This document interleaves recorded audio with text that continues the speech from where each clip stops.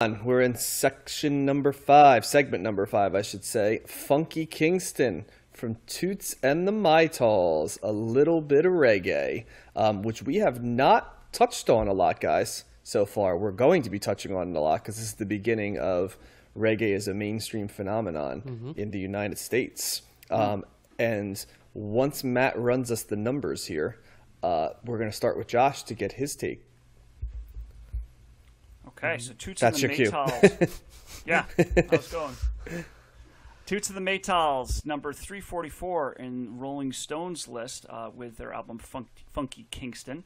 In Best Ever Albums, it's number 504 in the 1970s, number 56 in 1973, and number 2,650 of all time. It is Toots and the... Is it MAYTALS or... I said MAYTALS. Is it? Am I saying it MAYTALS? I don't know. I don't know what the correct pronunciation is. I have always said it MAYTALS, but I will look it up while Josh is talking just to make sure we're not idiots. Well, it's the highest ranked album for Toots and the whoever's on Best Ever Album. All right. Well, I really like this album. I feel similar to it like the other reggae that we've listened to in the Harder They Come soundtrack. It's just good vibes all around. I feel like this album in particular is so easy to listen to. It captures what makes reggae special and what makes when they cover songs put their reggae flair onto it and style. I thought the covers here were really fun. Louie Louie and Country Roads. I like how they changed it to West Jamaica. And they changed a lot of the words in the covers too to make it their own. And I also like his voice.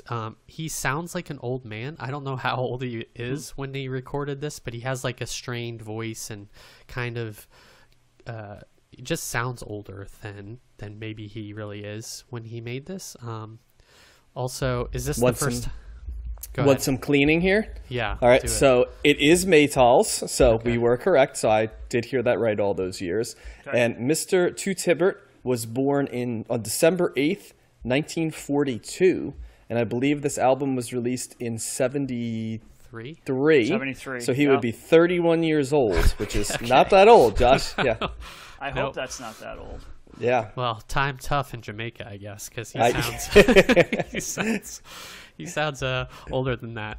The pressure got to stop, Josh. I know. So. Is this the first time too we've heard a song again from because this Pressure Drop was on this and the Jimmy on the Harder They Come soundtrack? Oh. That's a great question, actually. I don't think there's any other situation where it would be played again. We've had the same song twice. Yeah. By the same artist, right? Yeah, exactly. Maybe the live albums, like The Who. Did we have any? You know what I mean? But that's like a different version, though. Right. You know? Yeah. I mean, I think this might be the only time that happens, unless we get another soundtrack that has various artists on it. But yeah, I thought that was fun. Pressure Drop's still great, despite talking about it previously. And yeah, I think that's all I've got to say initially. What do you think? Well, so much of my familiarity with Toots and the MAYTALS is just the amount of covers of their songs.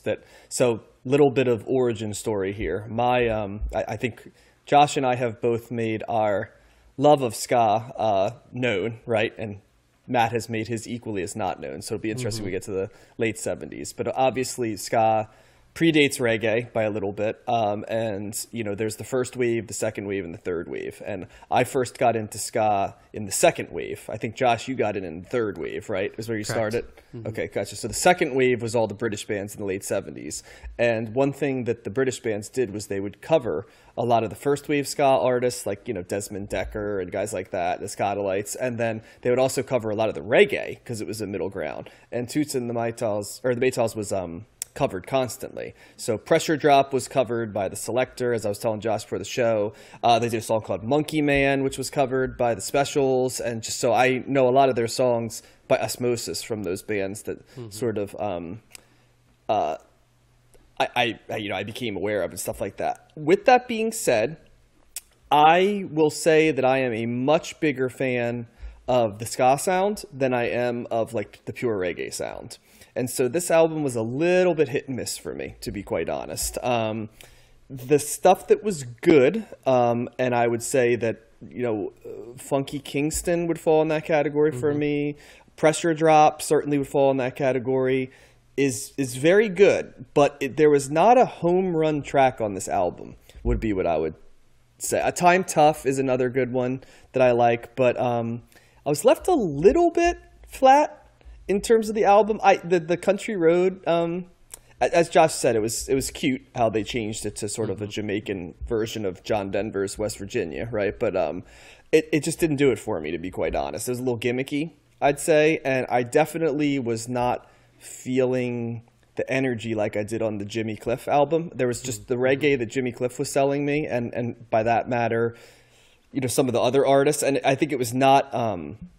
There was also ska artists on that, right, which I think picked up the tempo a little bit. Down tempo reggae is a vibe, and it's not a vibe I'm against, but it's not a vibe that necessarily carries me through an album when I'm listening to an album sort of in a critical lens. So from that end, I'll say it's a hit and miss. Like I said, the Louie Louie and the Pressure Drop, or excuse me, Louie Louie and Country Road were a little gimmicky for me.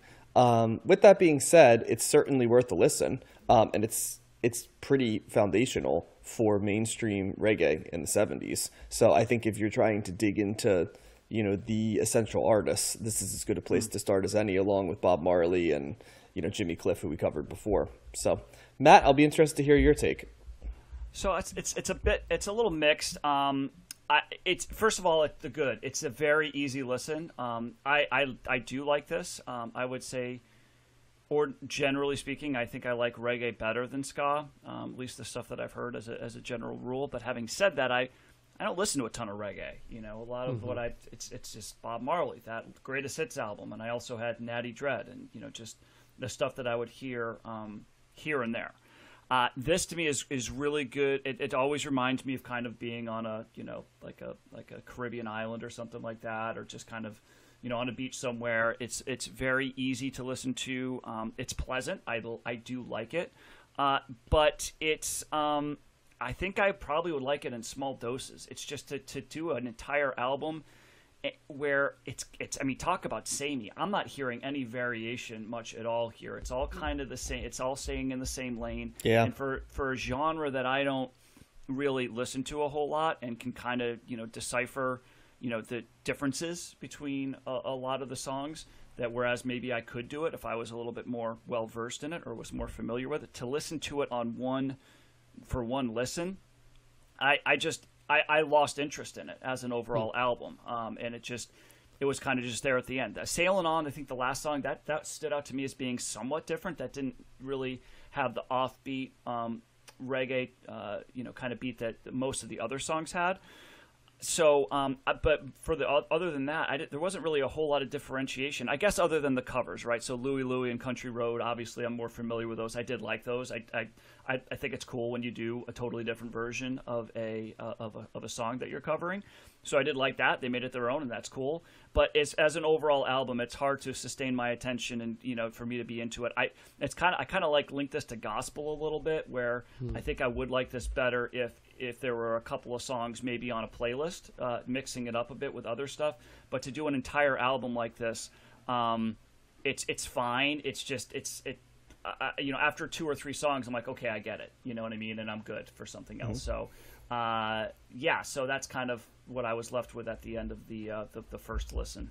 Well, and I know that I'm trying to, for some of these cold listen hot takes, do a little bit of background to give us context for some of these albums. I know that's cheating a little bit in the traditional style, but I'm doing it after I listen to the albums. And one thing that I have seen written about Funky Kingston a lot, and Toots and the Maytals in general, is that a lot of people say that what Toots and the Maytals sounds like is a more reflective reggae of what Jamaican music sounds like compared to like Bob Marley. So the Bob Marley version, while still obviously very much authentic Jamaican, right, was also tweaked a little bit for more mainstream appeal, where this is a little bit more core to the sound.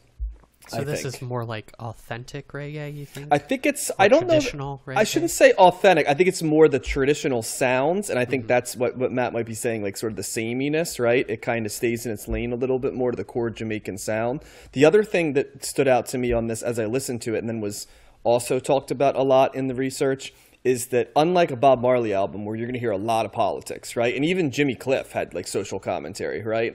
This album was not really about politics as much, right? It's more feeling good. And that seems to be an extension of Toots Hibbert himself, who pretty much is universally described as just a real, genuine, easygoing guy, right? And yeah, I think, do we want to explain a little bit for those that might not know what this album sounds like, a little bit of when we say the core sound that we're hearing throughout this, Matt and Josh? Like, do we want to say what are some of the hallmarks of what we're hearing? It's offbeat guitar strumming is one of the first things that I come to. Absolutely. It's like is it like an organ or something? There's definitely some sort of like well, there's keyboards. There's keyboards for sure. Yeah. Yeah. And then, you know, you have, you know, in some reggae you have brass, but there's not a ton of brass on this album outside of just some horns, right? And I think it's really only on a couple tracks, so it's not as prevalent certainly as like ska sound is. No, they're not very pronounced at all. Yeah. Well, and it's slower too, right? I think that's one of the biggest distinctions between ska and reggae is that it's absolutely it's a mellower, slower kind of tone. It's where the offbeat is. That's a big thing, and then the down tempo versus the up tempo. Yep, for sure. It's also how the bass is utilized. There's still sort of like that calypso drum fill sound as well, like that bucket sound where you hear like ta-dun, ta-dun, ta-dun, ta-dun, ta-dun, you know, like, and then it like goes in, like the drum fill is almost like I remember being described as it's like a drum fill on pot. You know what I mean? It's like a slowed down version of a drum fill where you recognize it as a drum fill, but it's like it gets there a little bit more lackadaisically than your normal drum fill. That would be another thing. It's very laid back. It's relaxing. You know, like I said, I mean, this is to me is like perfect background music. You know, outside if I kind of want to just have something on and don't really want to pay a whole lot of attention to it, this is totally fine to listen to. But yeah, I write notes for these. I like list the song and the track. Like for every song on here, I barely wrote anything because it was just like I'm like I don't know what else to say about this. Yeah. You know, like it's good. Like as soon as you hear it, you know, if you're familiar with reggae at all, it's like okay, that's a straight up reggae song. It's got all the, you know, traditional sounds. But it's not. It doesn't go anything beyond that. So it's kind of interesting. You know, I don't know. I bet you if I had a little bit more of a refined palette on this, I would be able to kind of speak more eloquently about it. You know, but well, we're gonna have a lot of we're gonna have some Marley, right? Multiple Marley albums, but we're also gonna have some groups that were reggae influenced, like the Clash and the Police and the two-tone stuff that I mentioned before, and you know what I'm saying? So we're going to have a lot of artists that were heavily influenced by reggae elements, and you're going to be able to hear it right off the bat. So it's going to be interesting to compare, you know, what we've covered, Jimmy Cliff, this album, the Bob Marley albums, and some of the reggae influence stuff, and just kind of see if we develop that palette, you know? Didn't the Clash didn't they cover one of these songs? What was it? I think I saw them on one of these songs. On this album? Yeah. What is it? Not that I'm aware of. I mean, I thought I read it. Hang on. You guys talk. I'll figure it out. Well, I just wonder, like, the goal of the music, right, is probably not the same as some other artists. He may have just wanted to have like a relaxing type of sound that captured whatever was going on in Jamaica, and something that you could play anywhere and that would appeal to a lot of people. And I think that this album captures that or achieves that. Yeah, well, I mean, the Maytals have been making music since the 60s, right? And there's a lot of discussion about who created the word reggae.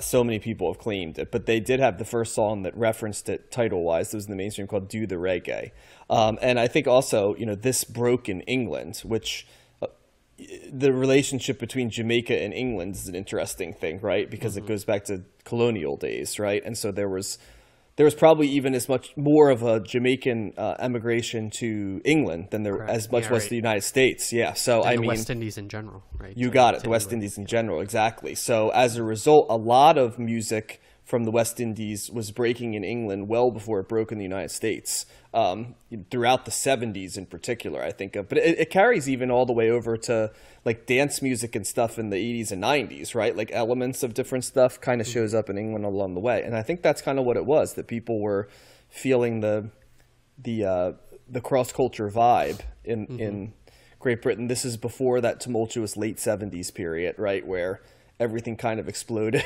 Right. Margaret Thatcher comes in, working class strikes and stuff. This is sort of before that time. Yeah. So it was Pressure Drop that the Clash covered. Yeah. Well, yeah, they covered Pressure Drop. Yeah. And sorry, I should have mentioned that. I'm also seeing this on Wikipedia. This was, so you said this was earlier in the UK. This was released in 73 in the UK, but 75 in the US. Yeah.